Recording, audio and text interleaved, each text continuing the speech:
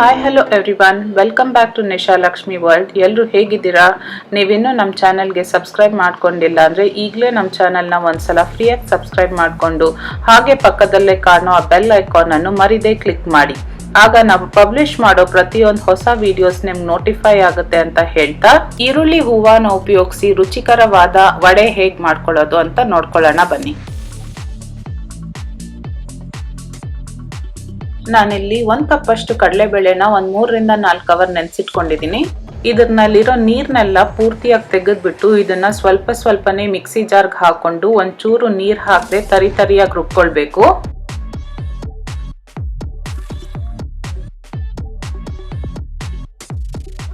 ಇದ್ರ ಜೊತೆ 1-2 ಎಸ್ಲಷ್ಟು ಬೆಳ್ಳುಳ್ಳಿ, 1/2 ಇಂಚಷ್ಟು ಶುಂಠಿ ಬೆಳ್ಳುಳ್ಳಿ ಉಪಯೋಗಿಸಲ್ಲ ಅನ್ನೋರು ಇದನ್ನ ಸ್ಕಿಪ್ ಮಾಡ್ಕೊಳ್ಬಹುದು.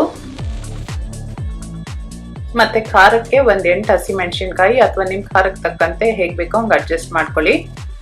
ಇದನ್ನೆಲ್ಲ ಹಾಕೊಂಡು ಸ್ವಲ್ಪನೂ ನೀರ್ ಹಾಕೊಳ್ದೆ ತರಿಯಾಗಿ ರುಬ್ಕೊಳ್ಬೇಕು. ಇಷ್ಟ ತರಿಯಾಗಿ ರುಬ್ಕೊಂಡ್ರೆ ಸಾಕು. ಇದಕ್ಕೆ ಅಕ್ಕಿ ಹಿಟ್ಟಾಗ್ಲಿ ಏನೋ ಆಡ್ ಮಾಡಷ್ಟು ಬೇಕಾಗೋದಿಲ್ಲ. ಇದಕ್ಕೆ 1 ಕಪ್ ಅಷ್ಟು ಸಣ್ಣದಾಗಿ ಹಚ್ಚಿಟ್ಕೊಂಡಿರೋ ಈರುಳ್ಳಿ ಹೂವ, 1 ಸಣ್ಣದಾಗಿ ಹಚ್ಚಿಟ್ಕೊಂಡಿರೋ ಮೀಡಿಯಂ ಸೈಜ್ ಈರುಳ್ಳಿ, ರುಚಿ ತಕ್ಕಷ್ಟು ಉಪ್ಪು,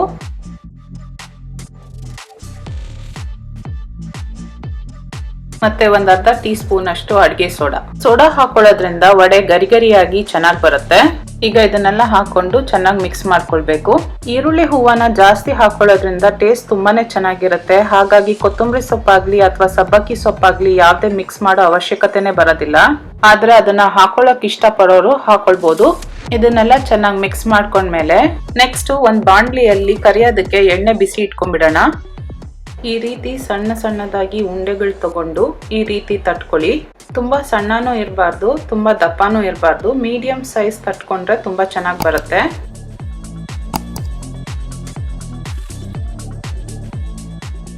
ಎಣ್ಣೆ ಬಿಸಿ ಆದ್ಮೇಲೆ ಒಂದೊಂದೇ ಈ ರೀತಿ ತಟ್ಕೊಂಡು ಬಿಡ್ತಾ ಹೋಗಿ. ಉರಿ ಆದಷ್ಟು ಮೀಡಿಯಂ ಅಲ್ಲೇ ಇಟ್ಕೊಂಡು ಫ್ರೈ ಮಾಡ್ಕೊಳ್ಳಿ. ಇಲ್ಲ ಅಂತಂದ್ರೆ ಹೊರಗಡೆ ಎಲ್ಲ ಬೆಂದ್ಬಿಡುತ್ತೆ, ಒಳಗಡೆ ಎಲ್ಲ ಹಸಿಯಾಗಿ ಹಂಗಂಗೆ ಇರುತ್ತೆ. ಮೀಡಿಯಂ ಫ್ಲೇಮ್ ಅಲ್ಲಿ ಇಟ್ಕೊಂಡು ಫ್ರೈ ಮಾಡ್ಕೊಳ್ಳೋದ್ರಿಂದ ಒಳಗಡೆ ಮತ್ತೆ ಹೊರಗಡೆ ಎರಡು ಚೆನ್ನಾಗಿ ಬೇಯುತ್ತೆ. ಒಂದ್ ಕಡೆ ಬೆಂದ್ಮೇಲೆ ತಿರುಗಿಸ್ಕೊಂಡು ಇನ್ನೊಂದ್ ಕಡೆ ಕೂಡ ಬೇಯಿಸ್ಕೊಳ್ಳಿ. ಇದೇ ರೀತಿ ವಡೆಗಳೆಲ್ಲ ಕೆಂಪು ಕಲರ್ ಬರೋವರೆಗೂ ಫ್ರೈ ಮಾಡ್ಕೊಳ್ಳಿ. ಈ ಬಣ್ಣ ಬಂತು ಅಂದ್ರೆ ಸಾಕು, ತುಂಬಾ ಫ್ರೈ ಮಾಡ್ಕೊಳಕ್ ಹೋಗ್ಬೇಡಿ.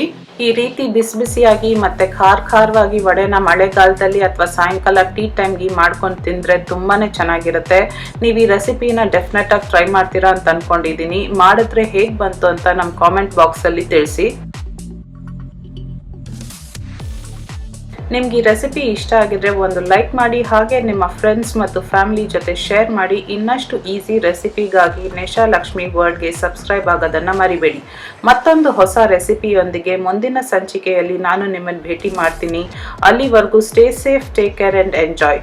Thank you so much for watching.